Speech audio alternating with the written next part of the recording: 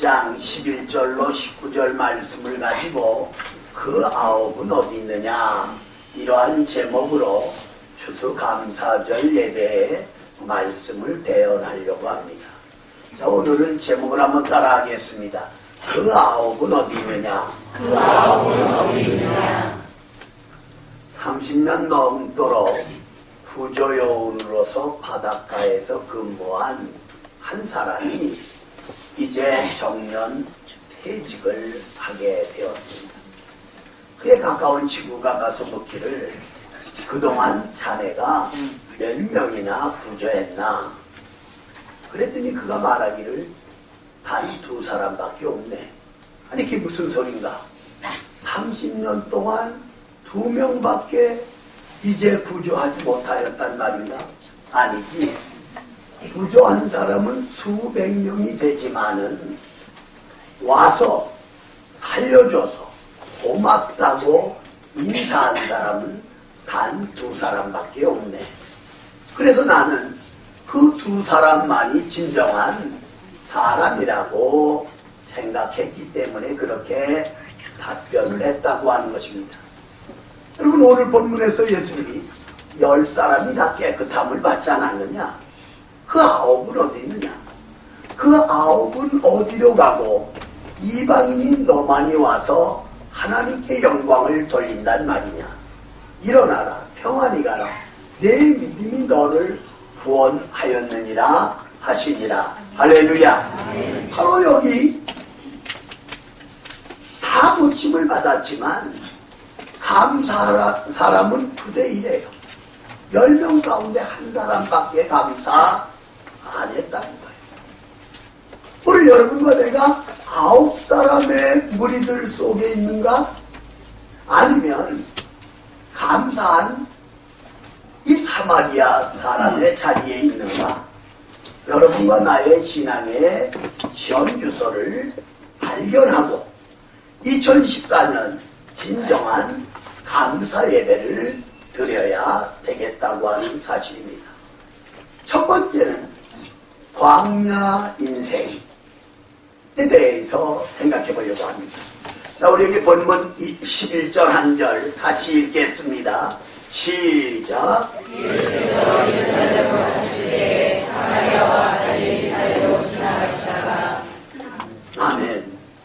여기 보면 10 문둥병자들은 사마리아와 갈릴리 사이에 아무도 살지 않는 그 광야에서 생활하고 있음을 보여주고 있다고 하는 사실입니다. 여러분, 이들은 나면서부터 문둥병자가 아니었을 것입니다. 어느 날 갑자기 팔에 다리에 얼굴에 신반점이 생기고 온몸에 번져 물크러져 진물이 나오는 의사의 진단은 사용원도 문둥병이라는 것이었습니다. 여러분, 모세율법에 보면 문둥병에 걸리면 부모 형제와 같이 살 수가 없어요. 더군다나 그 마을에서도 살 수가 없습니다. 그래서 어느 날 그들은 정든 고향, 정든 집, 사랑한 부모 형제가 있는 고향을 떠나 아무도 살지 않은 쓸쓸한 광야로 나갈 수밖에 없었다고 하는 것입니다. 해가 소단에 걸리고 노을이 그 광야에 번질 때 그들은 돌아가고 싶은 고향, 만나보고 싶은 부모, 그러나 돌아갈 수 없는 그들은 며칠 몇 달을 그렇게 울었는지 모릅니다. 더군다나 밤하늘에 반짝이는 작은 별 속에 주름진 인자한 어머니의 얼굴을 발견하고는 어머니 마음 같아서는 당장이라도 달려가 어머니 가슴에 얼굴을 파묻고 엉엉 울고 싶지만은 그들과 그들 가족 사이에는 보이지 않는 형무소의 붉은 벽돌담이 높이 가로막혀 있고 붉은 철장이 가로막혀 있고 세찬 고독의 강이 콸콸 소리를 낸 채 그들 옆을 스쳐 지나가고 있다고 하는 사실입니다. 그들은 광야의 인생이었습니다. 저는 다치기 전에 학교 다닐 때 한 나병 환자가 쓴 시를 지금도 암송하고 있습니다. 시의 제목도 나와 있지 않습니다. 대학교를 다니다가 문둥병에 걸려 소록도로 가게 되었습니다. 2009년도에 소록도에 다리가 놔져 있지만 그전에는 배를 타고 들어갔어요. 우리 교회가 오래전에 수십 박스의 옷들을, 그리고 정확진 않지만 수백만 원, 그 당시 큰 돈이거든요, 가지고 와서 우리가 그들과 함께 예배드리고 사랑을 전달해 주었던 것, 말씀을 준비하면서 잊을 수가 없었고 생각할 수밖에 없었습니다.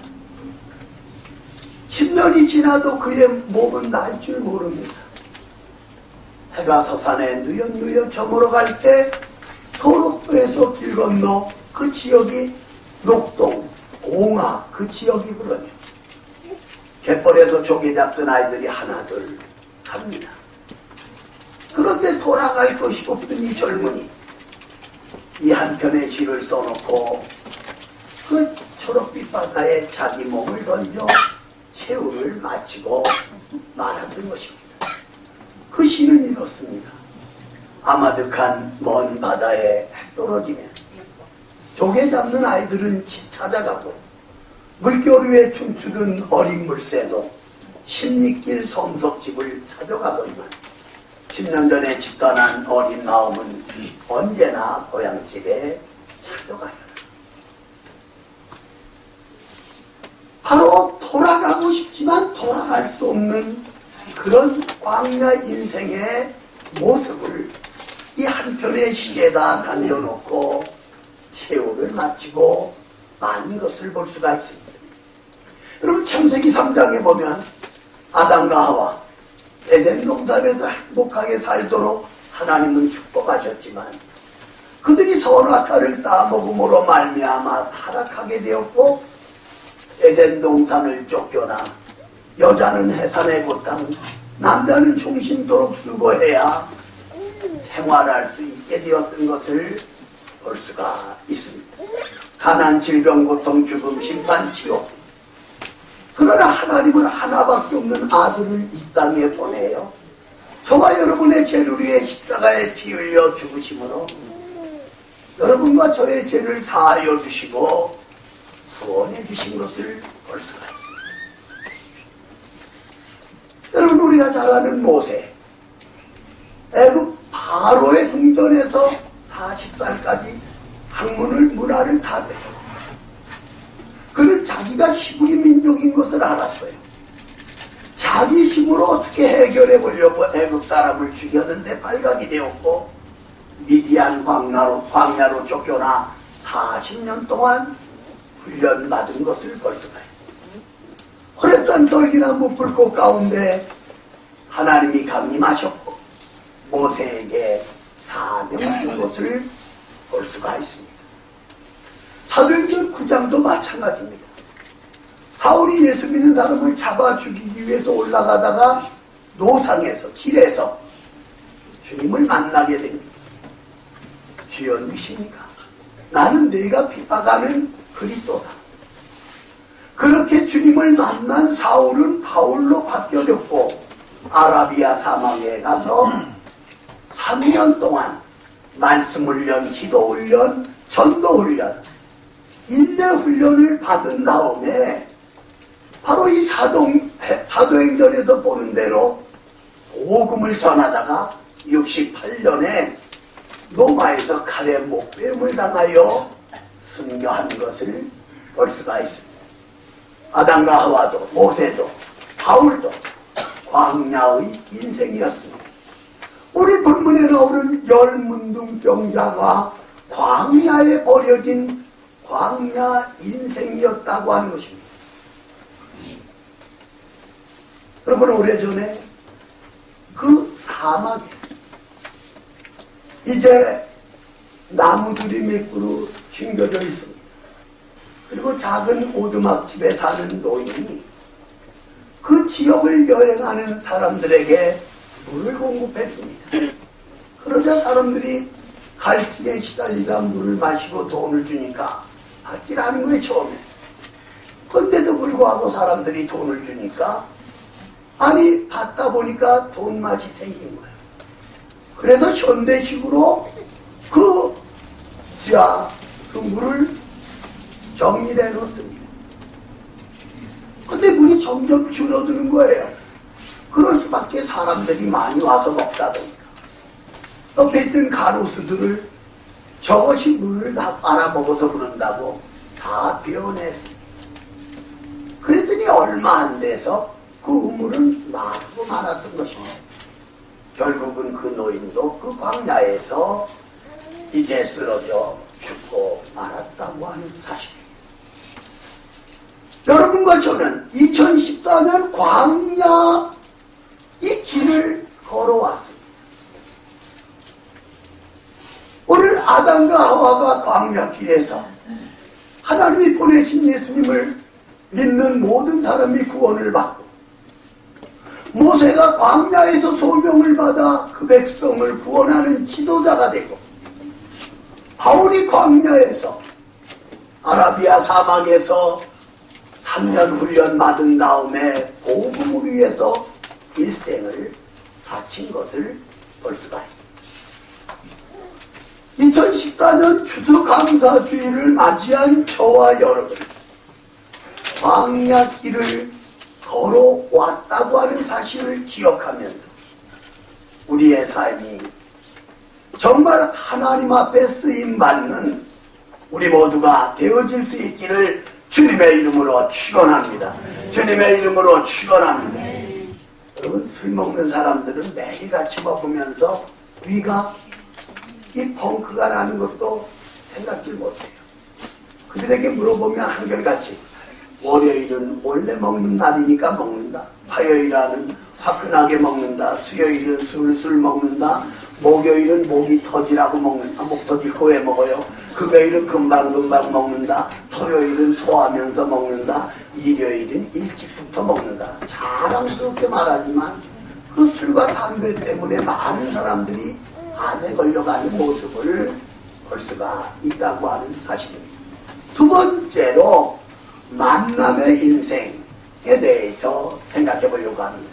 자, 우리 여기 12절로 14절 같은 목소리로 읽겠습니다. 시작. 한 마을에 가같이 아병한들 예수를 만나 멀리 서서 소리를 높여 이르되 예수 선생이여 우리를 불쌍히 여기소서는 보시고 이르시되 가서 제사장들에게 너희 몸을 보이라 하셨더니 그들이 일어나다가 깨끗함을 받은지라.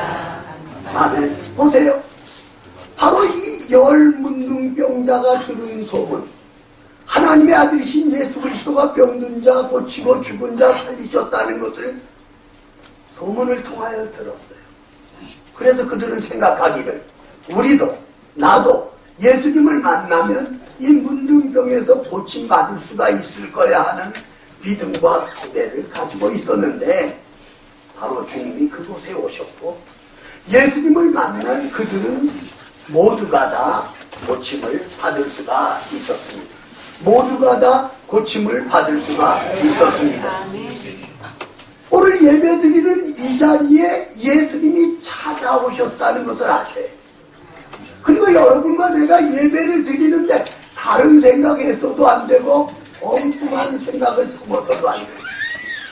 여러분과 나에게 찾아오신 예수님을 만나고 하나님께만 예배드리는 이 시간이 되어질 수 있기를 주님의 이름으로 축원합니다. 여러분, 창세기 28장 10절 이하에 보면 야곱이 형에게 팥죽 한 그릇을 주고 장자권을 뺏어버렸어요.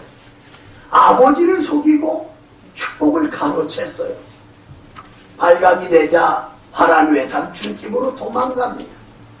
대대 광야에 이르렀을 때 밤이 내렸고 그는 돌을 베개 삼아 누워 잠을 잤어요. 그때 하나님이 야곱의 꿈 가운데 찾아오신 거예요. 하늘과 땅에 사다리가 있고 천사가 오르락 내리락 하고 그 위에서 하나님이 내가 너에게 너 누운 땅을 너와 내 자손에게 주겠다고 말씀하고 있는 것을 볼 수가 있어요. 하나님은 찾아오셔서 우리에게 기쁨을 약속하고 축복을 주신다고 하는 그러한 사실입니다. 요한복음 4장에 보면 대부분의 유대인들은 해 뜨기 전에 물길로 와서 물을 길어가고 해 떨어지면 그 다음에 물을 길어가는데 한나절에 물을 깃는 사마리아 여인이 있다니. 그때 예수님은 그 홀로 우물에서 물 깃는 사마리아 여인을 찾아간 거예요. 나에게 물을 좀 달라. 물 깃다 보니까 당신 유대인이 아닙니까? 너에게 물을 달라고 하는 이가 누구인지 알았다면 도리어 내가 나에게 물을 구했으리라. 아니 당신이 우리 조상 야곱보다 크니까 이 물을 받아 지금 800년 900년 동안 우리에게 물을 마시게 하는데, 그때 예수님은 이 물을 먹는 자마다 다시 목마르거니와 내가 주는 물을 먹는 자는 영원히 목마르지 아니하리니 이것을 내가 믿으냐. 나도 그 물을 주셔서 물 길러오지 않게 해주십시오. 그때 예수님이 내 남편을 데려와라. 전 남편이 없습니다. 내가 말 잘했다. 내게 남편이 5이나 있었지만 지금 있는 남편이 내 남편이 아니다. 내가 보니 당신은 선지자입니다. 물어보겠습니다. 우리는 여기서 예배를 드리는데 유대인들은 예루살렘에서 예배 드리는 줄 압니다. 우리가 어디서 예배 드려야 됩니까? 요한복음 4장 24절에서 우리 한번 따라해 주시기 바랍니다. 하나님은 영이시니 예배하는 자가 신령과 진정으로 할지니라. 그러자 이 사마리아 여인은 메시아가 오면 그렇게 될 줄 믿습니다. 내가 그러다. 이 여인은 메시아를 만나고, 다시 말해서 우물가에 찾아온 메시아를 만나고 물동이를 내던지고 마을로 가서 와보라. 여기 메시아가 있다. 내가 메시아를 만났다고 증거하는 모습을 볼 수가 있다고 하는 것입니다. 오늘 젊은 눈병자는 예수님을 만남으로 질병에서 고침받았고, 야곱은 하나님을 만남으로 땅과 모든 축복을 약속받았고, 그리고 사마리아 여인은 메시아가 찾아오심으로 만나 구원의 기쁨을 얻은 것을 볼 수가 있습니다. 여러분 잘 아시는 미국의 케네디 대통령이 해군에 있을 때 작은 어뢰종을 12명이 타고 있었다고 합니다. 그런데 저게 어뢰를 맞아서 2사람이 죽고 1사람이 팔과 다리에 부상을 입어서 배는 침몰해 가고, 그래서 케네디는 그에게 구명조끼를 입히고, 물론 자기도 입고, 그리고 그 사람 구명조끼에다가 줄을 이어서 케네디가 입에 물고 이제 4시간을 동안 헤엄을 쳐서 육지로 올라오게 되었다는 겁니다. 케네디가 대통령이 되고 이 사람은 우체국에서 근무를 하게 됩니다. 부탁만 해도 도와줄 수 있는데 그는 늘 케네디가 자기를 도와준 걸 사람들에게 증거하면서 케네디 대통령을 존경하며 생활했다는 거예요. 많은 친구들이 대통령에게 부탁하면 이 우체국에서 근무하고 있는 건 될 것이 아니지 않느냐. 케네디 대통령이 해군 장교로 있을 때 너를 구해주지 않았네.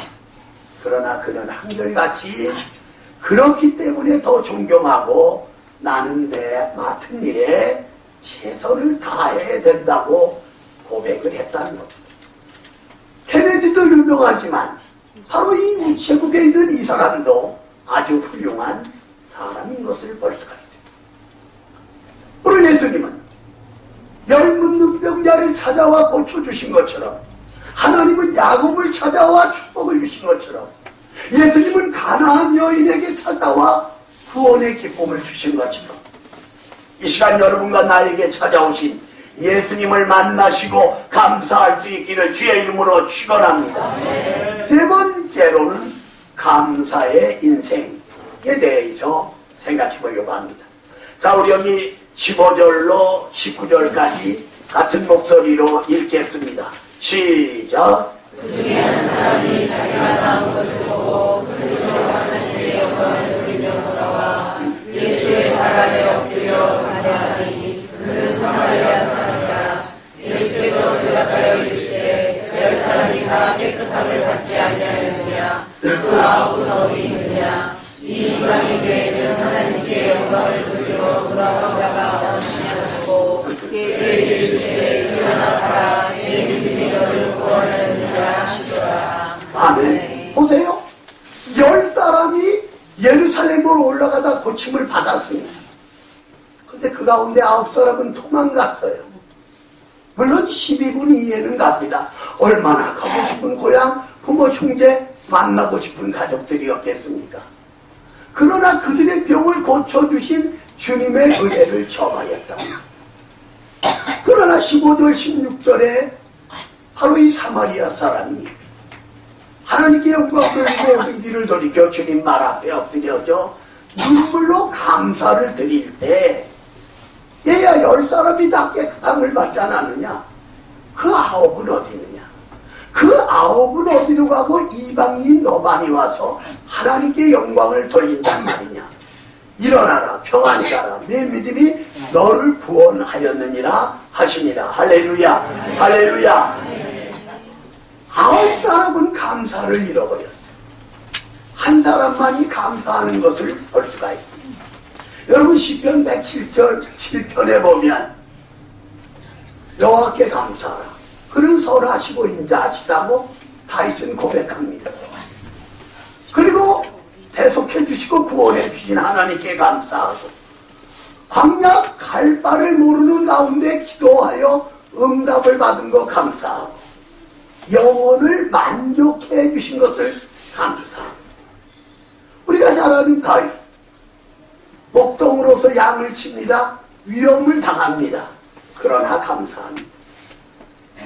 사울에게 쫓겨다니는 가운데에서도 감사합니다.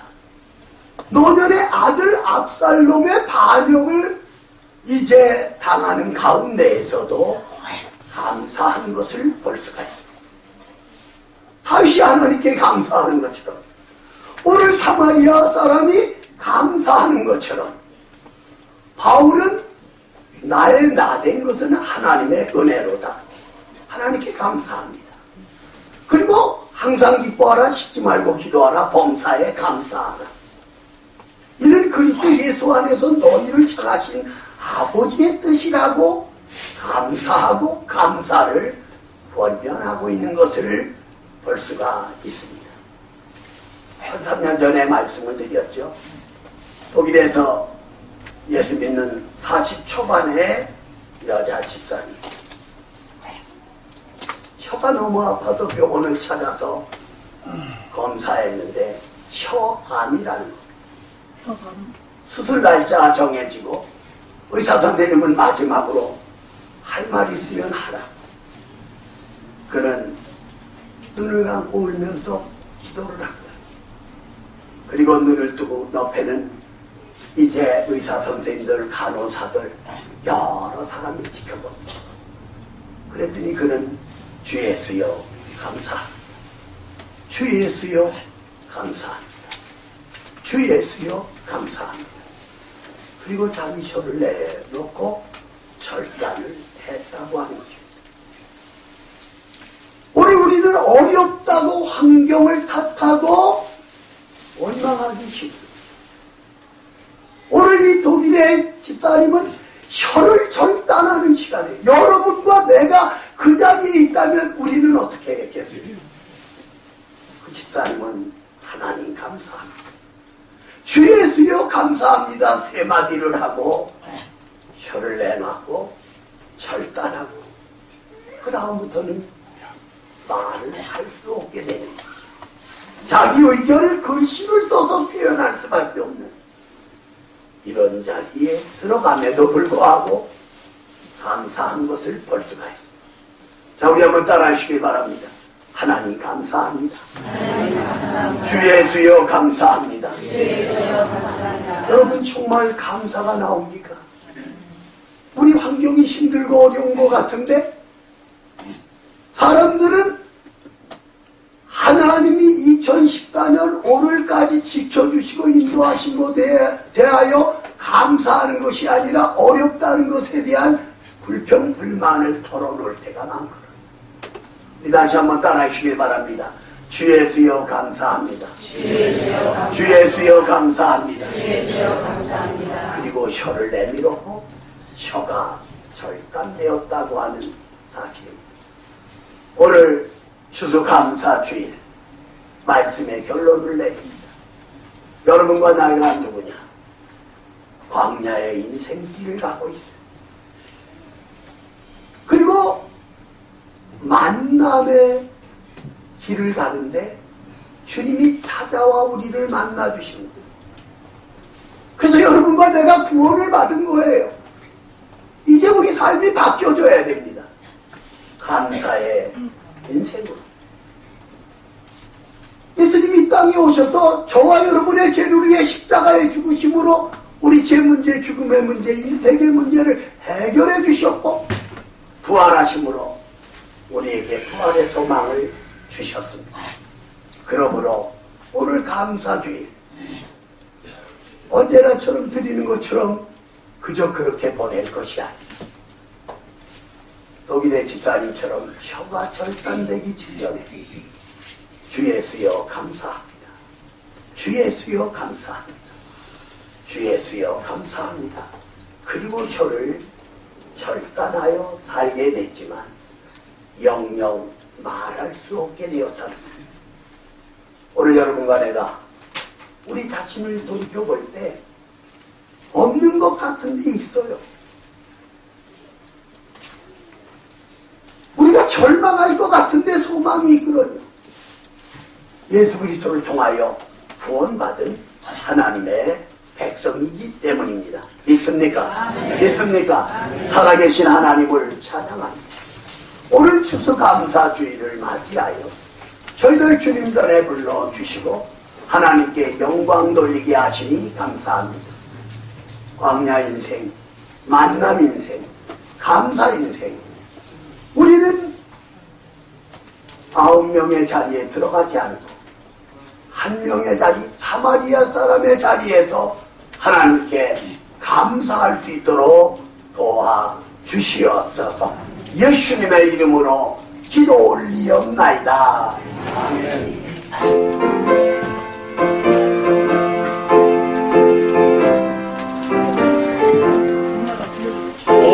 공중가는 새를 보라 농사하지 않으며 독신보와 독감하니 그린 것이 없어도 세상 주가 하는 주님 새를 보라